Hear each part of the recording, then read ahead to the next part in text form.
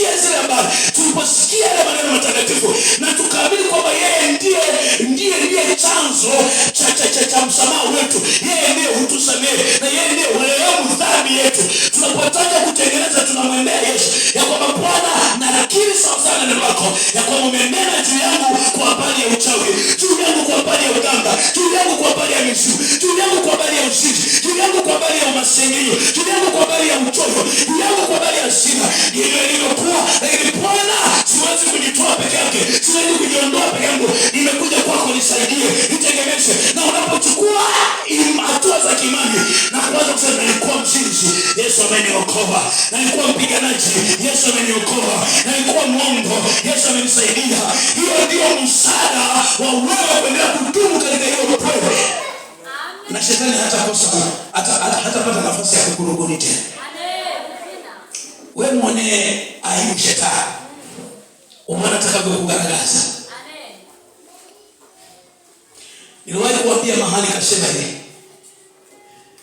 hata juzi niwakumbushe, kama kuna mtu alikuwa na agenda na wewe, agenda ya uzinzi kwa mfano, alafu kasema mimi kwa habari ya uzinzi nishaokolewa, siwezi nikawa mpumbavu nikatenda dhambi ya uzinzi. Umeua mawazo ya yule mzinzi aliyekuwa katikati yako, ambaye alikuwa na uwazo juu yako, amekwisha kufa, hawezi na kufuatilia tena. Lile neno ni uzima, lile neno ni uhai, lile neno ulilonena ni ulinzi. Hebu sema mimi na kuachia tu haya. Ukawaambia watu kwamba Bwana, nilikuwa mpiganaji sana, nilikuwa ni mtu ambaye nilikuwa napigana, lakini wakati huu siwezi kupigana kwa namna yoyote ile. Siwezi kupigana. Yesu ameniokoa, Yesu amenifunga bwana, siwezi kupigana. Na nikwambie, hautachukua hatua ya kupigana kwa sababu kwa maneno yako umefunga nguvu ya adui ambayo angeweza kuitumia wewe upigane. Bwana Yesu Kristo asifiwe. Tunasoma tena katika waraka wa kwanza wa Yohana sura ya 5 ule mstari wa kwanza, anasema hivi: kila mtu aaminie kwamba Yesu ni Kristo amezaliwa na Mungu, na kila mtu ampendaye mwenye kuzaa ampenda hata yeye aliyezaliwa naye. Ina maana gani maandiko haya matakatifu? Sema amina kwa jina la Yesu. Unajua nini maana ya Kristo? Ili neno Kristo ina maana ya Masihi wa Mungu. Sema amina. Masihi wa Mungu manake, kama vile maandiko yanavyoeleza, Yesu anazungumza na wanafunzi, Mungu anazungumza na wanafunzi wa Bwana Yesu, anasema hivi: huyu ndiye mwanangu mpendwa, mimi nimependezwa naye, msikieni yeye. Ina maana manake nini? Yesu akiaminiwa kuwa Masihi kwangu, ina maana hakuna mwokozi tena, hakuna mwenye nguvu tena, hakuna anapoweza kutumainia tena, hakuna anapoweza kujenga imani tena zaidi ya kujenga imani yangu kwa Yesu Kristo wa Nazareti aliye hai. Katika jambo lolote, yeyote ambaye amemchagua Yesu kwa Masihi wake hata yumba katika imani. Sema amina kwa jina la Yesu. Nakwambia hutayumba, hutahangaika.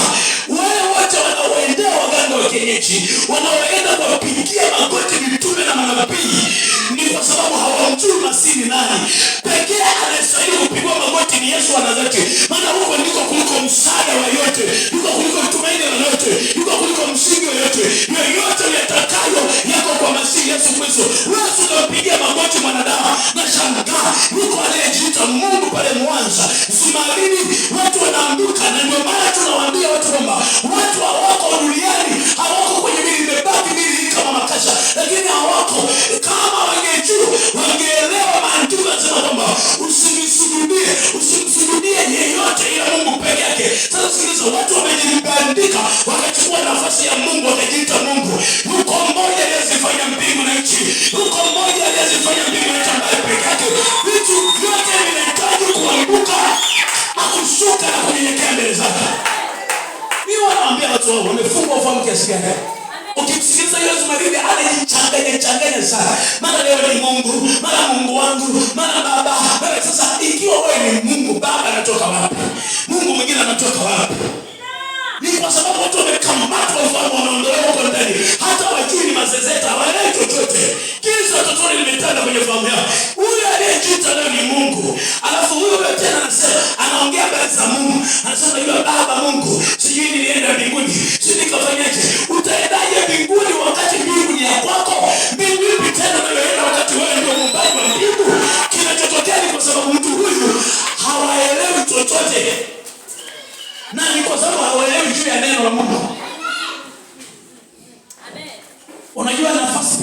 aliyoipata Yesu na kuitumia sasa. No, shetani aliyoipata na kuitumia sasa ni watu kutaka kazi za Yesu, baraka za Yesu, matendo ya Yesu, mazuri ya Yesu bila kumtaka Yesu mwenyewe.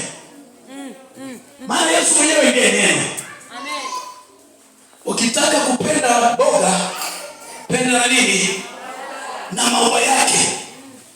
Wewe unatamani boga peke yake. Yesu kama boga maua kayaacha.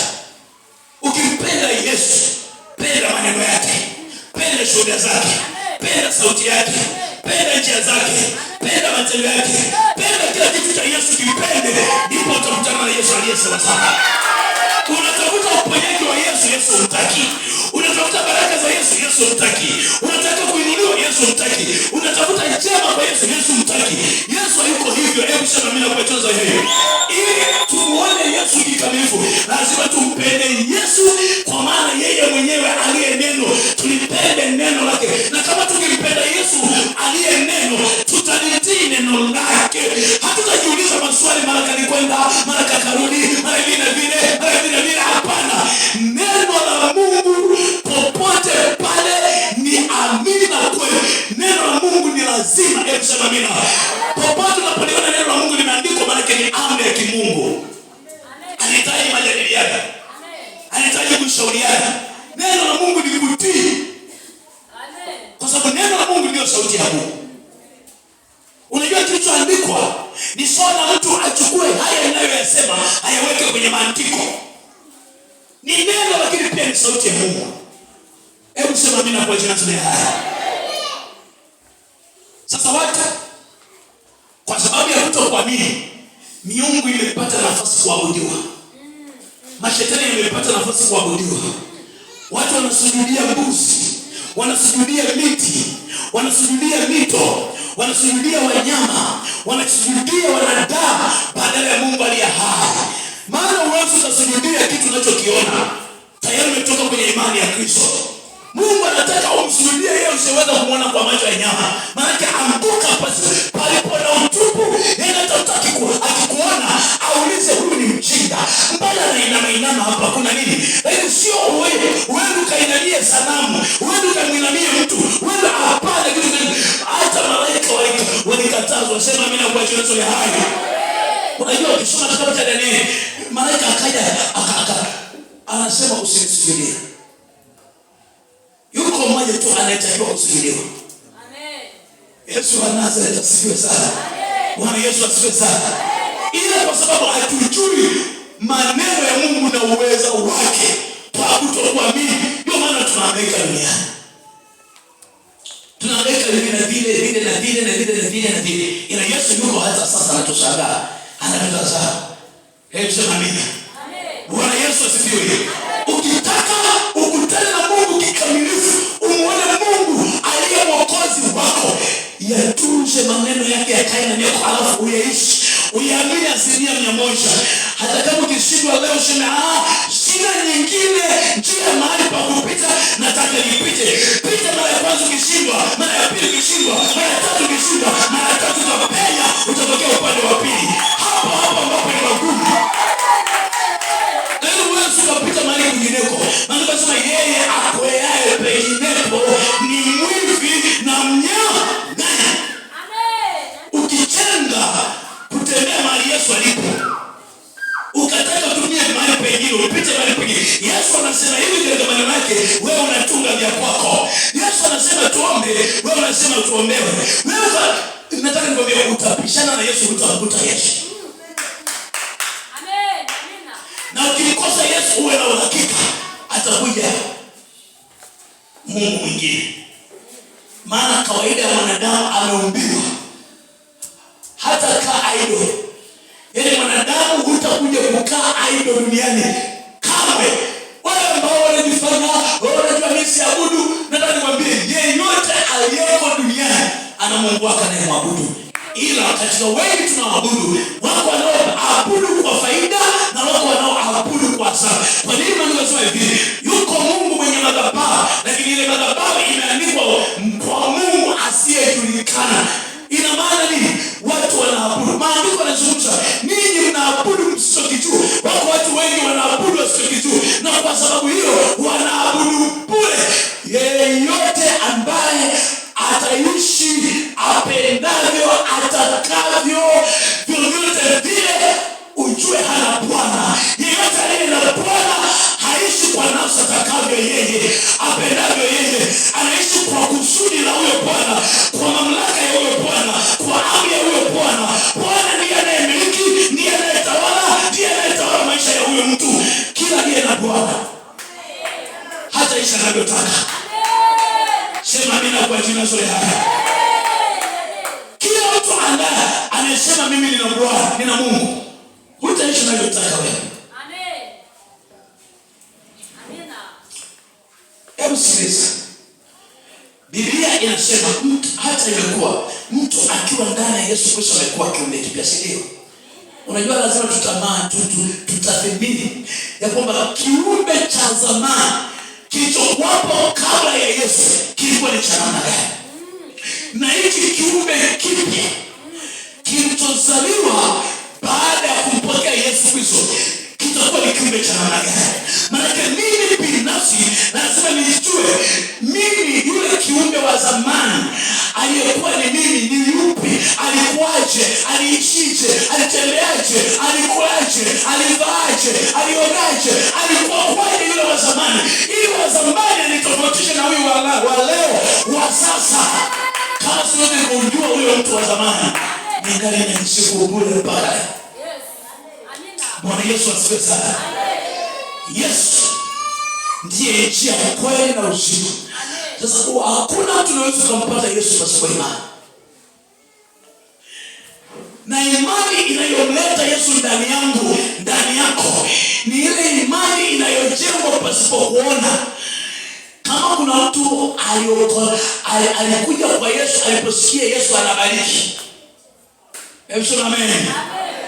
Kwa akataka, ndio wala unakuta amekaa kwa muda kidogo, amesubiri baraka za Yesu, amesubiri, hajaziona, anaondoka. Na Yesu kwa kuwa yeye ni mwaminifu na yeye sio mnafiki, hata kubali ajithaminishe na baraka, yani uabudu vitu. Kwa maana gani? Kama vikitokea juu yako, anajua kabisa ya kwamba imani yako haitajengwa juu ya hivyo vitu, bali haitajengwa juu ya Yesu, bali itajengwa juu ya hivyo vitu. Kwa hiyo yeye hataki kujifananisha na vitu, ataamua vitu vikose ili yeye abaki kwa yeye, abaki kwa Kristo. Hebu sema mimi kwa jina la Yesu.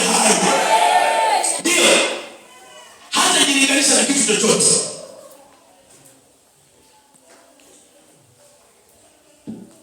Sema amina.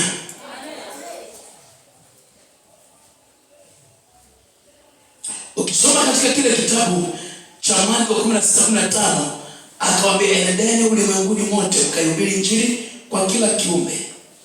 Aaminie na kubatizwa ataokoka, asiamini atahukumiwa. Ina maana gani? Mahali popote ambapo Injili ya Yesu Kristo inahubiriwa, ina maana ya kwamba lazima itengeneze mazingira ya wewe kuchukua hatua ya kutoka. Lazima tendo la imani lidhihirike. Yeyote aliyeamini juu ya Mungu, kuna vitu vilidhihirisha imani yake.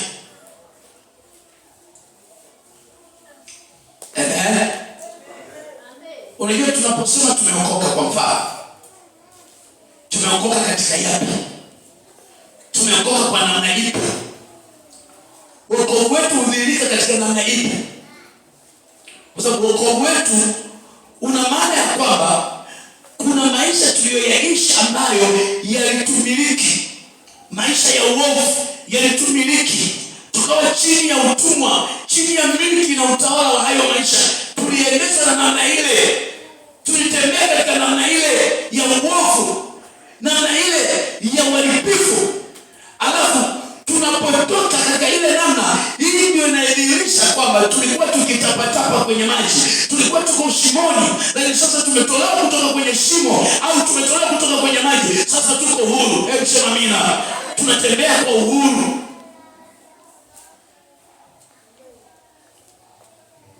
tunapozungumzia kwa habari ya kuokoka kwa imani, nguvu ya imani katika kuokoa. Kuna mtu anataka aseme nimeokoka, lakini chochote kisibadilike kwenye maisha yake. Sikiliza nikwambie jambo. Yeyote ambaye ameokoka kweli, Yesu amekuwa mwokozi wa maisha yake, automatically mambo yanaanza kubadilika. Sema amina. Nakwambia tena na tena na tena na tena, utake usitake, wote waliookoka kweli kweli maisha yalibadilika. Mfumo wa maisha ya hao watu yalibadilika. Maadamu tu umegeuzwa kwa ndani kwa njia ya imani, mtazamo wako umebadilika, fikra yako imebadilika, mawazo yako ya ndani yamebadilika, nia yako ya ndani imebadilika. Lazima yale mabadiliko ya ndani yadhihirike kwa huku nje. Ataanza kukwambia usitembee na huyu mtu, usiendelee kuishi hapa, usiendelee kula hiki, usiendelee na kuendelea na huyu, usiongee hivi, usitende hiki, usishughulike na hiki, usifanye hiki. Ni yale mabadiliko ya ndani yanayodhihirisha mabadiliko ya huku nje. Sasa wengi wanajivuta akae kwenye yale maisha ya zamani. Anataka awe na marafiki wale wale, awe na kazi ile ile, awe na jambo lile lile, kuongea kwake kule kule, kuvaa kwake kule kule, kula kwake kule kule, kuishi kwake kule kule. Ni haiwezekani kama kwa Yesu Kristo amepata nafasi ndani ya moyo wako. Lazima mabadiliko yatokee. Iwe unataka utaki, lazima mapinduzi yatokee. Ule mtazamo wako wa ndani ndio unaodhihirisha wokovu wako huko nje. Ndio maana wengi walipookoka walivunja madhabahu. Walikuwa wakiabudu miungu, walimsaliti miungu yao. Walikuwa wanaabudu sanamu, waliharibu sanamu zao. Kwa nini? Wameokoka. Ukiokoka hata jina linabadilika. Sema amen. Amen. Unapewa jina jipya, ingawa ni Ali yule yule, ingawa ni Amina yule yule, ingawa ni Mathayo yule yule, lakini wa ndani amebadilika. Mapepo yanapomtazama mtu, hayamtazami mtu kama yule wa jana, yanamtazama mpya ndani yake. Sema amen. Yanamuona mtu mpya ndani yake. Na ndio maana maandiko yanasema Bwana kisha kutuweka huru, tunakuwa huru kweli kweli. Unajua hatupaswi tena kuishi katika mifungo. Yaani kuwa na mifungo. Ndio maana nakuta mtu anahangaika, anasema ameokoka, anahangaika, watu watanionaje? Unajua angalau tu nitoe mchango. Wamesema kuna ujenzi wa makaburi, kuna ibada, angalau tu sasa ili nitembee nao ili wasinione mbaya, nitoe mchango wangu. Sikiliza, wakiisha tangaza ibada haikuhusu. Sema mimi kwa jina la Yesu. Ngoja niwaambie jambo la ajabu. Kwangu mimi binafsi sioni dhambi kujengelea kaburi. Kwangu mimi binafsi sioni dhambi ikiwa nimeamua mimi kama mimi kwamba niweke alama ya kujua ndugu yangu aliwahi kulala hapa. Sioni dhambi, ila ikitangazwa kwa ibada, hiyo ni dhambi. Kujengelea ni kule kule, gharama ni zile zile, lakini tofauti hii imegeuka kwa ibada. Wanataka na sadaka zitolewe. Kuna masharti fulani yanaambatana na ule ujenzi wa makaburi. Ujue kabisa hapo ni Mungu mwingine anaabudiwa, tofauti na ile kawaida ya kujengelea kaburi ili kuweka alama ya utambulisho kwamba hapa pana kaburi. Amen. Sasa ukiisha kuona namna hiyo, hapa hitaji hekima ya namna yote ile. Kubali hata ndugu zako wakutenge. Unajua watu wengi wanaogopa kuitwa baba mjinga, unajifuna siku hizi wewe sio mtii, unajua siku hizi ueleweke. Nataka nikwambie, wote waliofuata Yesu hawakuwahi kueleweka na dunia hata siku moja. Hawakuwahi kueleweka na dunia hata siku moja. Hawakuwahi kueleweka na wanadamu hata siku moja. Yesu mwenyewe hakueleweka. Utakuwa wewe. Yesu mwenyewe ndugu zake wanamshangaa. Yeye ni mtu anaona gani huyu? Mbona aendane na sisi, afuatane na sisi? Sasa Yesu akueleweka, utakuwa wewe uelewe. Ukikuta umeeleweka kwa dunia hii, usiseme uongo juu ya kuwa na Mungu ndani yako. Yesu hayuko milele. Amen. Unao jina la kuwa hai, lakini wewe ni marehemu, umekufa. Nataka nikwambie hata kama alikuwa anakupenda kwa namna ajabu sana. Lakini sasa umekuwa na Yesu ndani yake, mtazamo umebadilika, nia yako imebadilika, maono yako na mawazo yamebadilika. Ghafla ninyi mmekuwa maadui. Kwa nini mmekuwa maadui? Yeyote asiye na Yesu ndani, shetani ana uwezo wa kumtumia kwa namna yote ile. Huyo anaweza kutunga sheria za kukupotosha, za kukutenga na Yesu wako. Huyo. Hebu sema amen. Ndio maana watu wako tayari kabisa akusaidie. Yaani akupe mtaji, akupe shamba, akupe hiki na kile, lakini tu anachotaka kuona kwako ni kwamba humwabudu Mungu ipasavyo kumwabudu. Humtumiki Mungu ale muda wako, ale wakati wako, yaani ale kipawa chako, ale huduma yako. Hapo yuko tayari kwa namna yote agharamike juu yako. Lakini akiona unaleta faida katika ufalme wa Mungu, usione ajabu kunyang'anywa hata ambavyo ulisaidiwa na ndugu zako. Maana mtu umeokoka wanaanza kila mtu kutaka mchapaki. Na juu yake kuna maneno mengi. Huna akili mpaka. Huna haelewi. Sisi haeleweki. Sisi tunajifuna.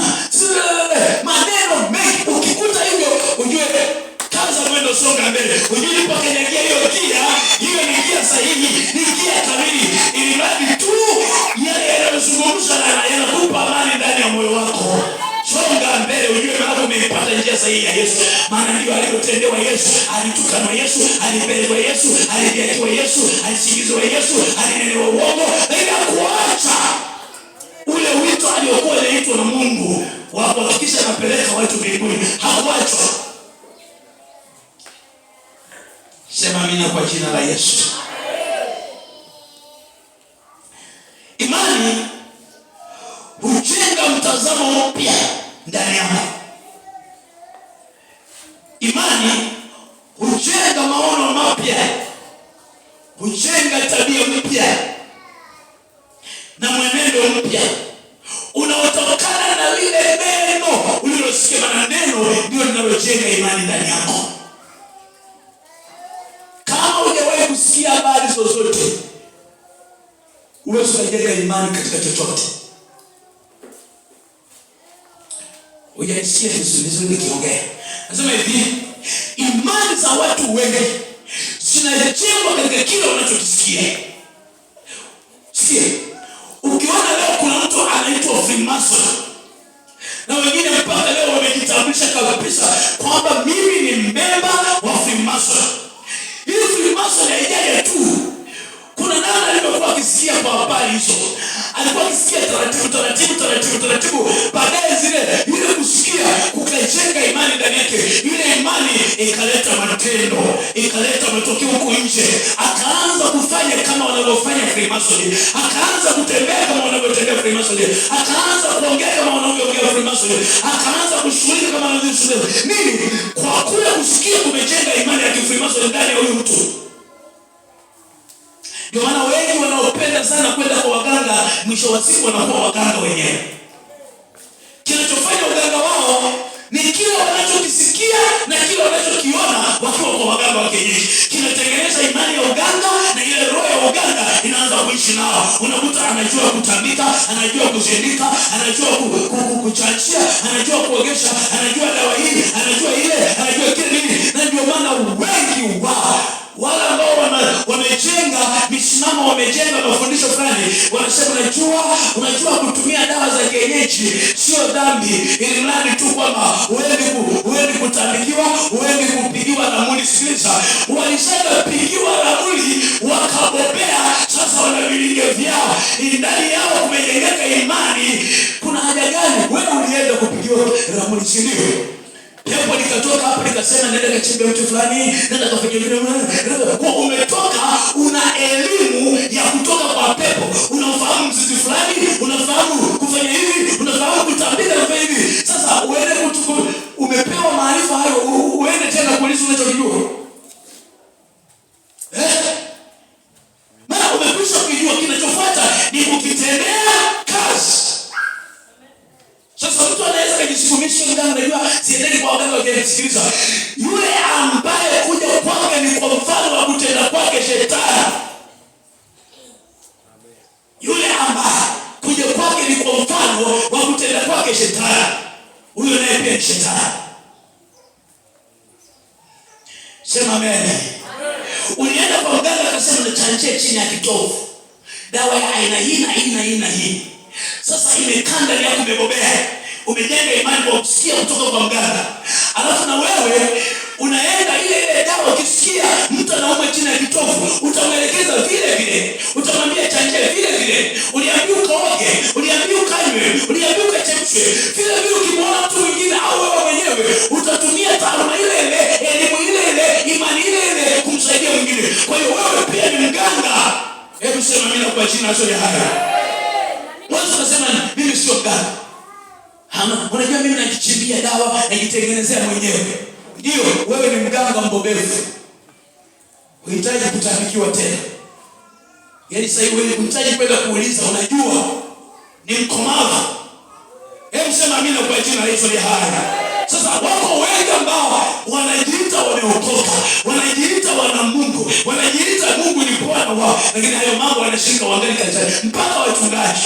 Sema wewe, nikaongea na mshirika mmoja mahali fulani, akaniambia kitu cha ajabu sana. Anasema kwamba anapata maelekezo kutoka kwa mchungaji. Yeye mchungaji ndiye anamuelekeza kwamba nenda kachimbe mti fulani, kachimbe mti fulani, fanya hivi na hivi na hivi. Yeye ndio mwelekezaji. Hivi unafikiri huyo mganga, huyo mchungaji kweli atakuombea, atakujenga juu ya imani? Hata maombi yake ni desturi tu, hayana kitu chochote, hakuna imani ndani yake, hakuna nguvu ndani yake, ni upepo tu na kwa sababu anachokitafuta si ndicho anachokiishi, si ndicho anachokimaanisha. Kwa hiyo anatenda kwa desturi, kawaida na mazoea, lakini hakuna nguvu ya Mungu ndani yake.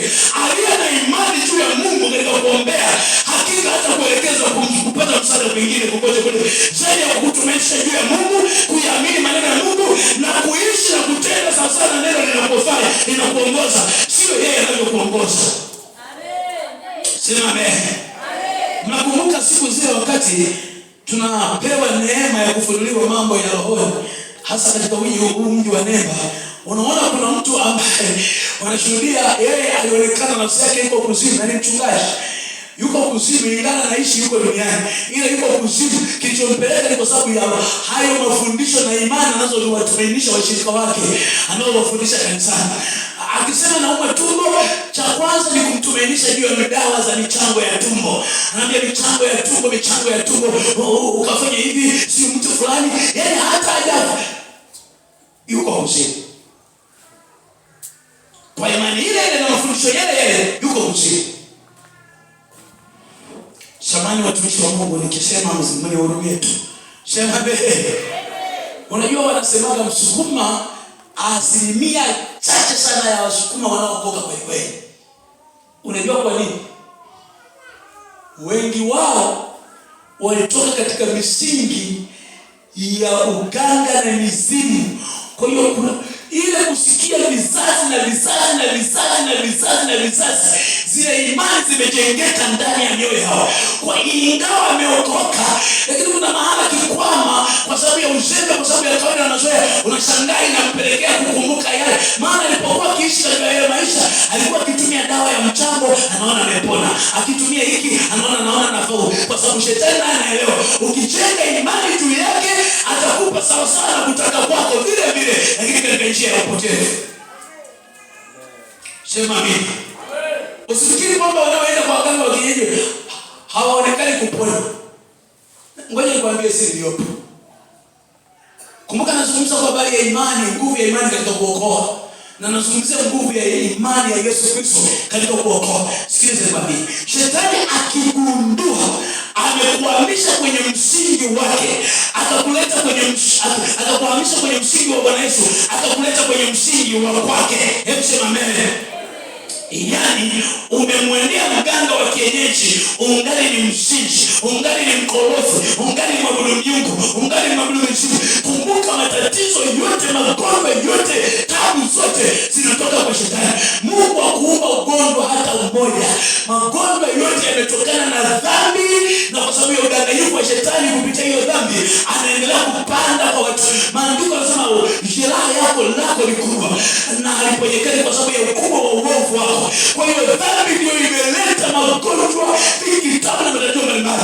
Kwa hiyo shetani akigundua unataka kuponywa ila hutaki kumfuata Mungu,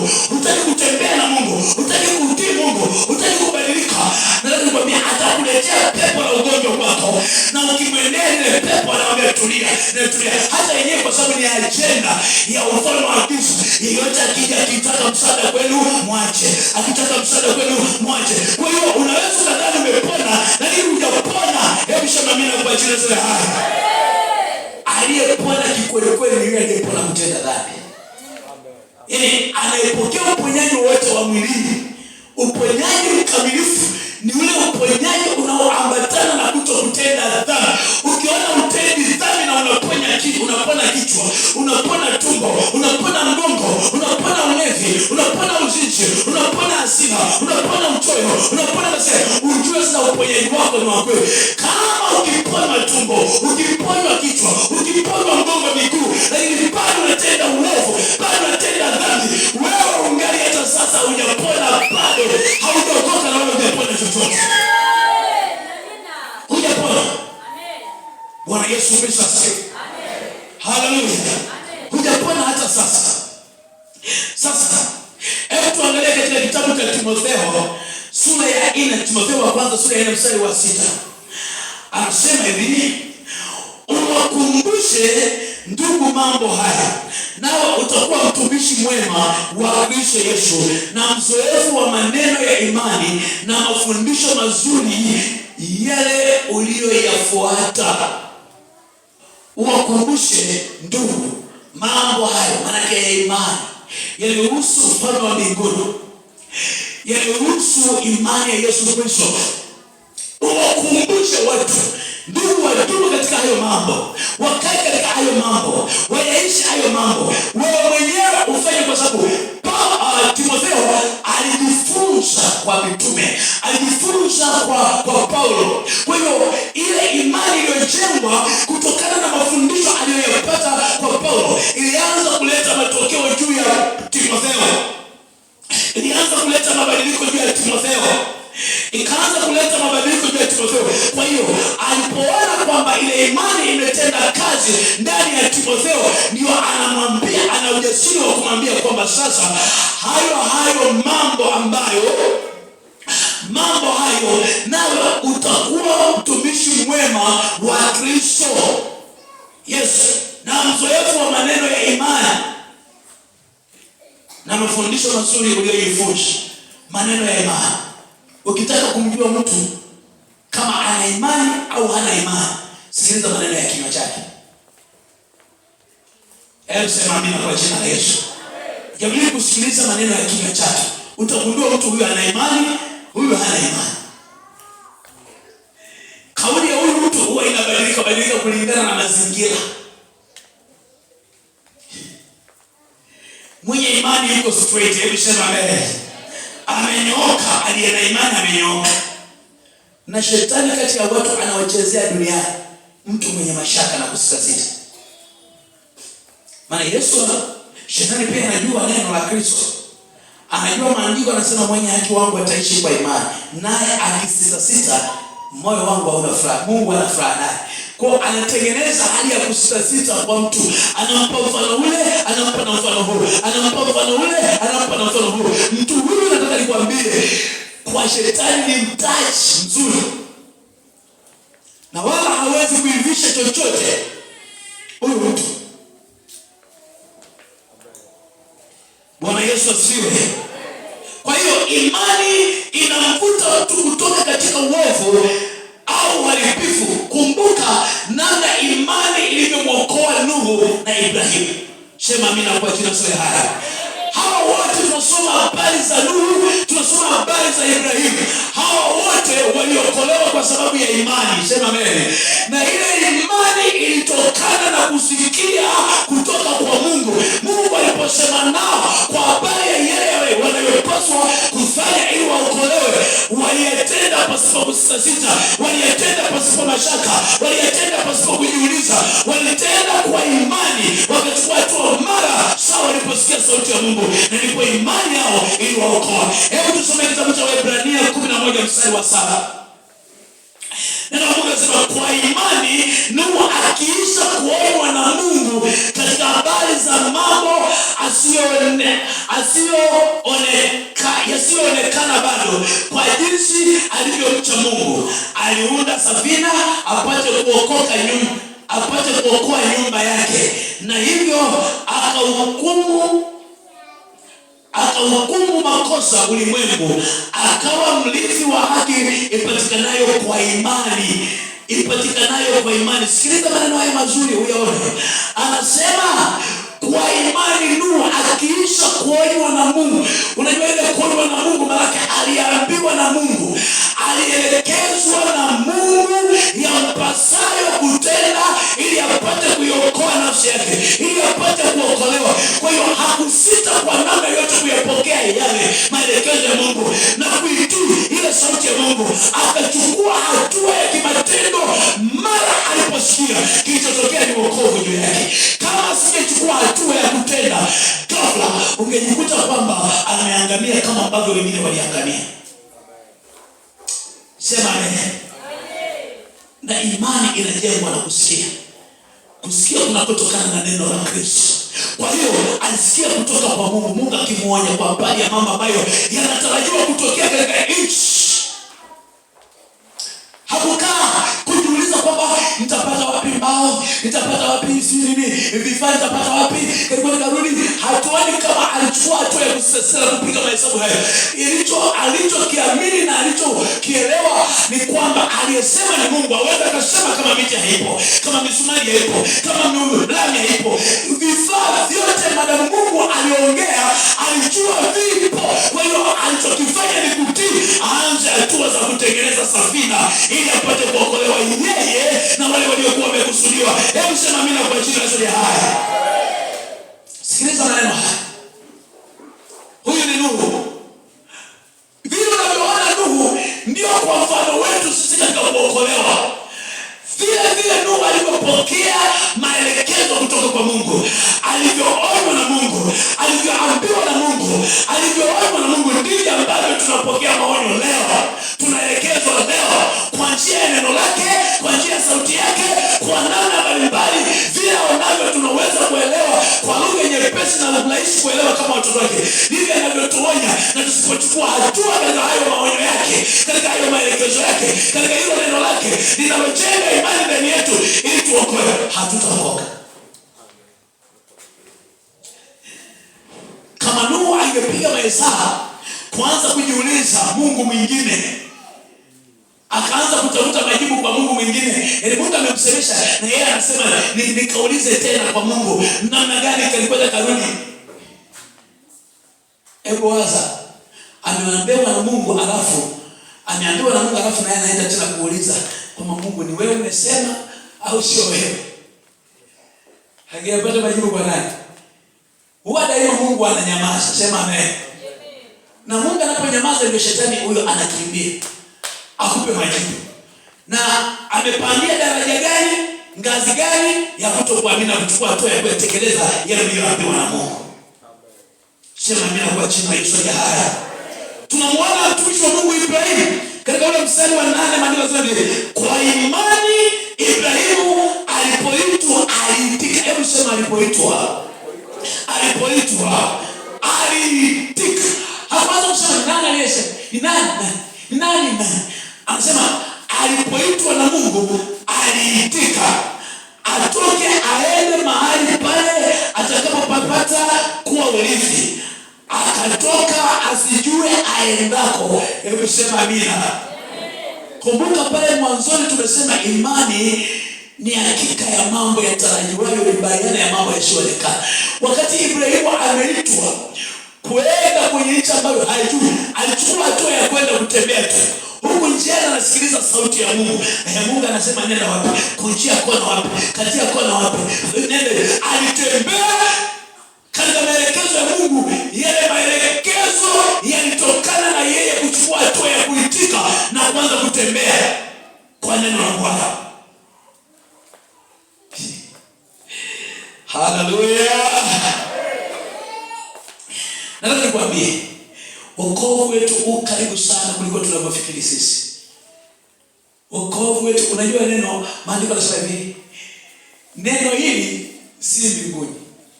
Hata useme nani atakayetupandia huko mbinguni aje atuambie. Wala si ng'ambo ya bahari, useme ni nani atakayetuvukia huko aje atuambie. Anasema ni karibu sana nawe. li kinywani mwako, upate kulitenda. Usikie upate kulitenda. Hebu sema amina kwa jina la Yesu aliye hai. Sema tena amina kwa jina la Yesu aliye hai. Katika maisha yangu kwa kifupi nimeelewa kwamba hakuna jambo Mungu anaweza akaanza kufanya na wewe kama wewe usipochukua hatua kwa imani. Unaanza kufanya pasipo kuona. Unayo picha ya rohoni juu ya jambo fulani, juu ya maisha yako, juu ya baraka yako, juu ya eneo lolote kwenye maisha yako. Lazima uwe na picha kwanza ndani ya moyo wako. Ile picha ndiyo dira. Unaanza kuona kuna kwenda. Unaanza kuona kile kilichoko ndani yako. Unaanza kukitazama, ndipo unachukua hatua ya kuanza kutembea. Kilichomfanya Yesu kwa yote vile asishawishike kutoka kwenye maelekezo ya Mungu ni vile alivyokuwa anakiona kiti cha enzi. Anaona namna ambayo imeketishwa juu kuliko vitu vyote. Ile hali ndio ilikuwa inamvuta. Maandiko yanasema kwamba kutokana na hali yake aliyokuwa nayo ya wana, hakuwa na kitu cha kushikamana nacho. Akashuka akawa mpaka mtumwa, akanyenyekea mpaka chini ili akipate kile kiti, ili apate ile nafasi, ili apate ule ufalme, ili awe Bwana mabwana, ili awe Mungu wa miungu, ili awe mfalme wa falme, ili awe mwokozi wa dunia. Hebu sema amina kwa jina la haya. Imani haijengwi katika vitu vinavyoonekana. Imani ni bayana ya mambo yasiyoonekana. Wewe unaona hali halisi ya huku nje, alafu ndio ukatengeneza imani. Imani hutengenezwa na yasiyoonekana. Maana yake ili uifikie mbingu, ni lazima moyoni mwako na usini mwako uwe unaiona mbingu. Uone kulithi kiti cha enzi. Uone kulithi kiti kule mbinguni. Uone kulithi makao yako. Uone kulithi ile raha. Namna unavyoona jinsi ile kwa jinsi ya rohoni, ndivyo unavyopokea. Hata unapotaka kuponywa, unapotaka kubarikiwa, lazima uanze kuona sura halisi ya ulivyo huko baadaye, ndipo utakavyobarikiwa.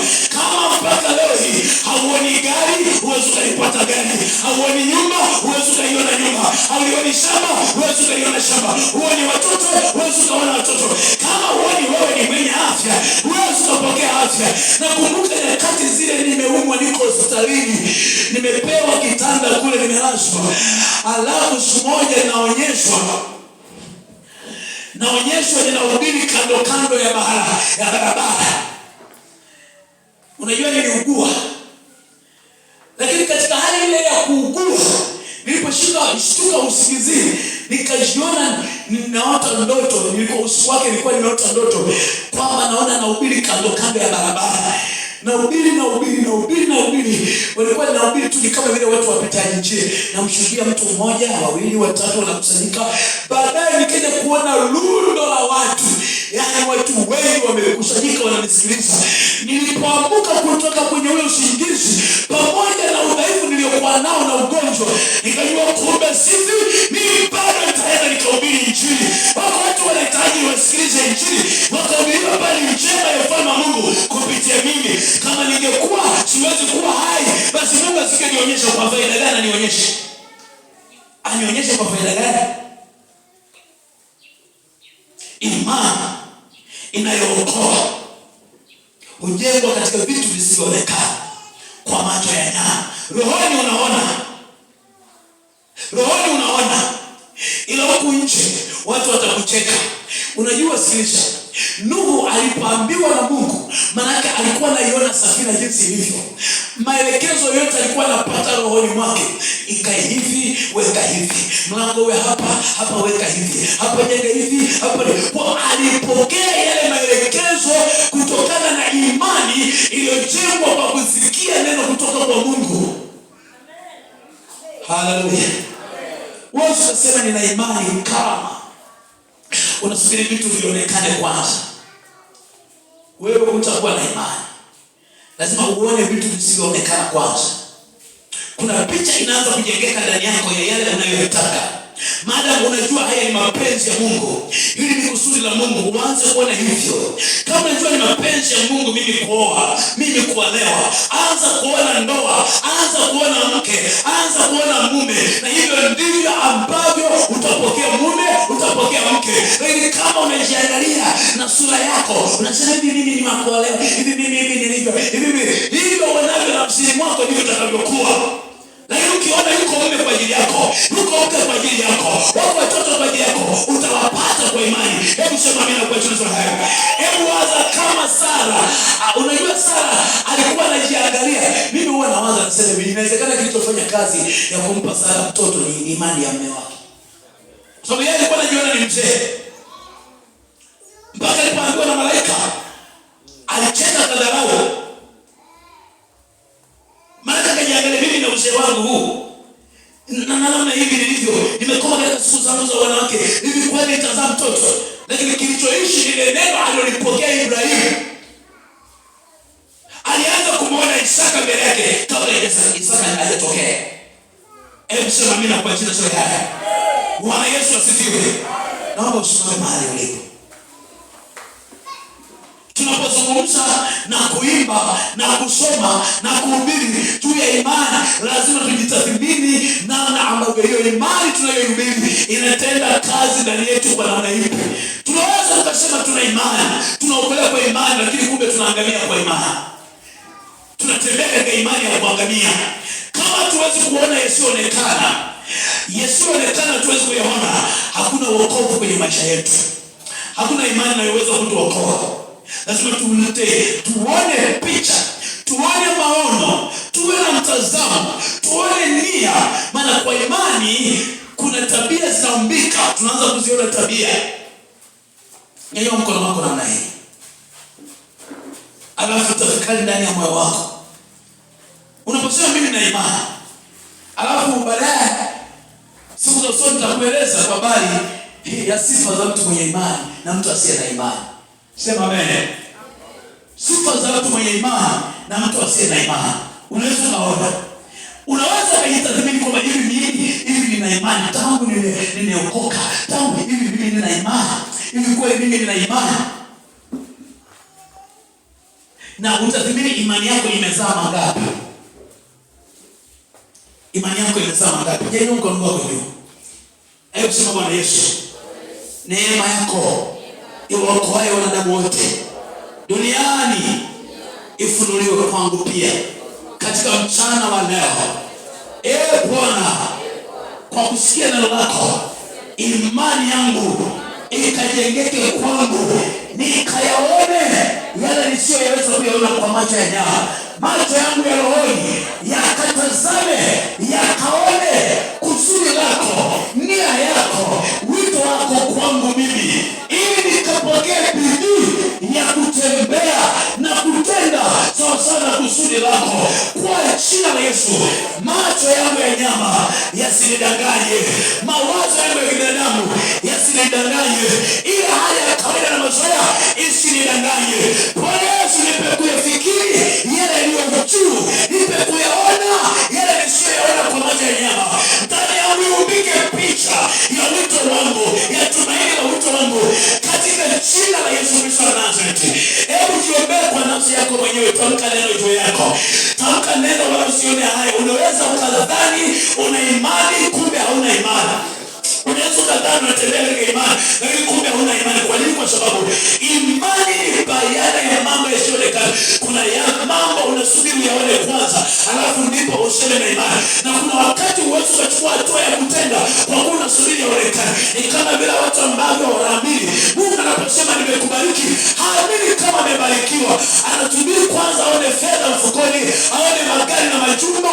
Haamini, lakini kama angejitambua kama mtu amebarikiwa, atachukua hatua za kutenda kama mtu aliyebarikiwa, baraka zingedhihirika kwake, baraka zingejionyesha kwake. Wako watu ambao Mungu akisema nimekuponya, maana anakuwa amekuponya. Anasubiri mpaka kichwa kianze kuuma, aache kuona udhaifu, alafu amini kwamba amepona. Atamsubiri wa uponyaji, hataona. Yesu siku moja akapita kando kando ya mti ambao ulikuwa hauzai matunda.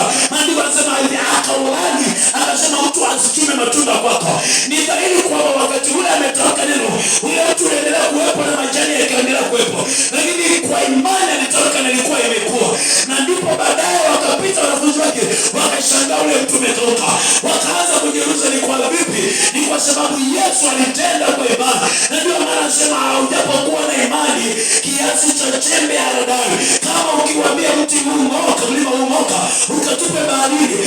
usione shaka, utaamini tu kwamba hayo uliyosema yamekwisha kuwa yako. Ndivyo tokeavyo kwenye maisha yetu. Kuna mahali tunakwama kwa sababu tunataka kuenenda kwa kuona, tunataka kuenenda kwa kutazama kwa macho ya nyama, lakini imani ni bayana ya mambo yasiyoonekana. Tunaona kwa picha ya rohoni, ndipo yanatokea tunapochukua hatua ya kila tunachokiona, tunachukua hatua ya kiutendaji, ndipo kinadhihirika mbele yetu. Inawezekana umeona wewe ni mtumishi, wewe ni mhubiri, wewe ni mchungaji. Amini tu Mungu alichosema kwako, lakini anachotafuta ni uchukue hatua ya kimatendo. Anza kutembea kama mtumishi wa Mungu, anza kutembea kama mchungaji, anza kutembea kama mhubiri, anza kutembea kama mwombaji. Ndipo ile kipawa, ile huduma ambayo Mungu ametamka juu yako itaanza kudhihirika. Kama unasubiri kwamba uje uambiwe na watu, uje uambiwe na watu ya kwamba sasa wewe ni mchungaji kaa hapa, au wewe sasa ni mhubiri kahubiri, anza kuona. Ndio maana yote aliyekitambua hata hubiri hata barabarani anaona maelfu, ingawa saa hiyo hajaanza kuhubiri, lakini kuna namna kwa jinsi ya rohoni anaona maelfu, anaona macho makubwa, anaona watu wanaponywa, anaona watu wanafunguliwa, anaona watu wanawekwa huru. Kwa nini? Amepokea kwa imani na anachukua hatua kwa imani.